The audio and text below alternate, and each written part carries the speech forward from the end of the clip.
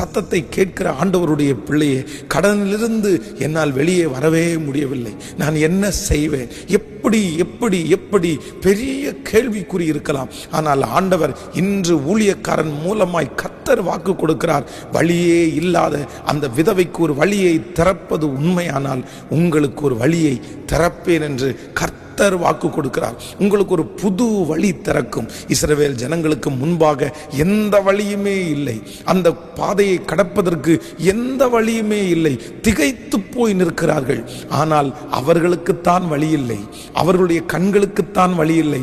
கர்த்தர் யாரும் பார்க்க முடியாத ஒரு இடத்திலே கர்த்தர் ஒரு வழியை வைத்திருந்தார். உங்களுடைய இருதயம் பயப்பட வேண்டாம், சோர்ந்து போக வேண்டாம். என்னுடைய பிள்ளைகளுக்கு நான் கடனை கொடுத்து விட்டு போய் விடுவேனோ, என்னுடைய கடன் நான் கடனோடு மரித்து விடுவேனோ என்றெல்லாம் நீங்கள் நினைக்கலாம். ஆனால் ஆண்டவர் வாக்கு கொடுக்கிறார், இல்லை, நான் உன்னுடைய கடன்களை தீர்ப்பதற்கு ஒரு புது வழியை கர்த்தர் உண்டு பண்ணுவார். நிச்சயமாய் ஒருவேளை இந்த வார்த்தையை யாருடையாவது நீங்கள் சொல்லும் போது ஆமா ஆமா உனக்கு வரும் அப்படின்னு ஒருவேளை கிண்டல் பண்ணலாம். அதெல்லாம் குறித்து நீங்கள் கவலைப்படவே வேண்டாம்.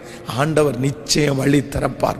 நீங்கள் உங்கள் கையில் இருக்கிறத ஆசீர்வதிங்க ஆண்டவரேன்னு ஜெபம் பண்ணுங்க. நீங்கள் உங்கள் கையில் இருக்கிறத கொண்டு போய் ஏதாவது ஒன்றிலே நீங்கள் அதனுடைய துவக்கத்தை ஆரம்பிங்கள். சோர்ந்து போய் படுத்திருக்காதிருங்கள், நீங்கள் ஆரம்பிங்க.